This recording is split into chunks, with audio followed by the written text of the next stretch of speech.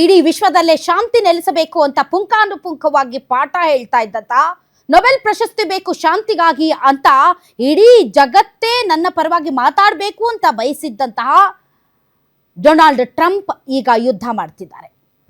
Iran ವಿರುದ್ಧದ ಯುದ್ಧದಲ್ಲಿ Israel ಮತ್ತು ಅಮೆರಿಕ ಜಂಟಿಯಾಗಿ ಯುದ್ಧ ಘೋಷಣೆಯಾದ 24 ತಾಸಿನ ಒಳಗಡೆನೆ ಖಮೇನಿಯನ್ನ ಹತ್ಯೆ ಮಾಡಿದೆ.